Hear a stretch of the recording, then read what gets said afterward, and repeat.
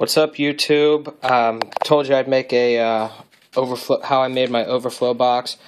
Yeah, this is from a piece from the acrylic sump that I made. It was just like, I don't know, these little toy acrylic chests that came in like 4 compartments, and I cut them all up and used them for my sump. Just watch some of my other videos.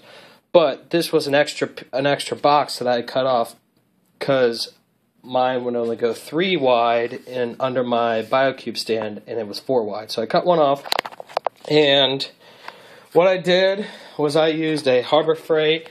It was this thing. Basically, it just oscillates real fast, back and forth. And I started cutting this thing apart. First thing that I did is because I wanted to save as much big pieces of acrylic as I could. So I measured what size I wanted my my overflow box and how it was going to work for me. And then I just scored back and forth until I got through this side, and on the back. So that came off. And then figured out how deep I wanted it, because this was too deep. So I scored on each side, and that came back.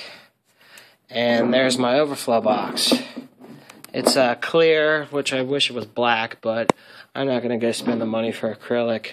What I did do is, you see this black line on there. That, if you put it straight up to the very top of the tank, up to there is where it's covered by the black rim, and that's how deep my teeth are going to go, so I don't make my water level, because you got to be really careful and not make your water level too low. Otherwise, your aquarium looks stupid because your water level is 1/4 of an inch or 1/2 an inch low. So this line takes me all the way down to the black part of the bottom of the lip. So that's how far my teeth are going to go. And for the teeth, what I'm going to do, I've seen lots of videos. The best one was like a router table or something like that you could do. But I'm going to use an angle grinder because I don't have a router table.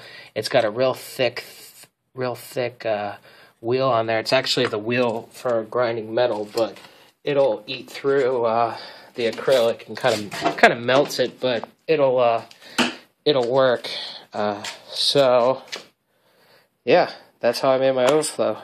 Now I'm just going to silicone the box in, drill the teeth, silicone the box in, and I'm going to paint the back of my aquarium black because I think the blue looks kind of tacky, just my personal preference.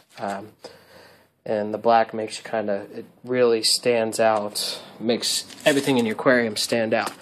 So yeah, please subscribe and tell me what you think, and rate, and leave any comments, and you can see what's coming next on this 46-gallon Bowfront build. Thanks very much. Alright, YouTube, here's a quick follow-up video. Finished overflow box with the grinder, cutting the grinder. It made perfect teeth. It was real easy to control and go right down to my line. So almost even all the way around. And there's the other side. On this side, if you can kind of see, I realized the grinder started to get hot and build up a lot of the acrylic on the wheel, and it got a little sloppy there at the end, so I wasn't very happy about that one. But yeah, so this cost me $0 and about 20 minutes of work, maybe. And the ones you can buy, even on eBay, you know, 60, 70 bucks for literally the same exact thing, maybe in black plastic, but I'm okay with it. I'm going to put it in the center overflow, and my aquascape is going to bring rocks all the way up right by it. So that should be pretty easy, pretty simple, and DIY friendly. So I'm pretty excited about it. I'll show it to you when it gets in. Thanks. Alright, YouTube, John here, back again. I'm going to show you how to install my overflow box, or how I'm going to do it. I've made predetermined lines right there. I don't know if you can really see it. and right there where my overflow is going to match up, which will be perfect, and as you can see, my holes fit in there perfectly.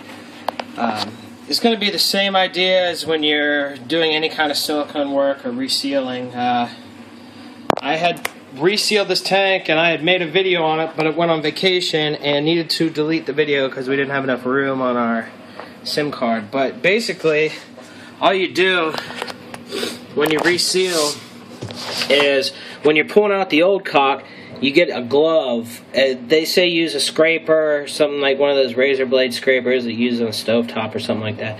But I found the best way to do it is to take your razor, just a razor blade, like one of the big razor blades, and you just run down here. Use a glove because it kills your fingers. Your fingers are going to be sore no matter what after this. Use the razor blade and run down this way and run down this way and pull out the center of the caulk bead or the silicone bead, and then worry about scraping off all the little residue out of there. And then to redo it, on some of them I took in the bottom where you can't see it, I didn't take masking tape. I just took a bead of, I was going to use the GE one like everybody says, but I ended up going with the Loctite clear silicone. It says aquarium safe right on it, and I just didn't want to worry about it. I used GE one on my on most of my acrylic sump over there, but I just wanted to be 100% safe. So I put a piece of masking tape right down the side, on each side, little tiny thin stuff, and then just ran a small bead of silicone, used nitrite, the gloves, nitrite gloves or whatnot, and kept dipping my finger in water and just ran my finger across. No pressure. Don't put pressure on it really. Just cleans it up a little bit and makes it look good. So yeah, that's how I sealed it, and that's the same exact thing I'm gonna do here. I'm gonna actually put a bead on. I guess I'll just do the outside.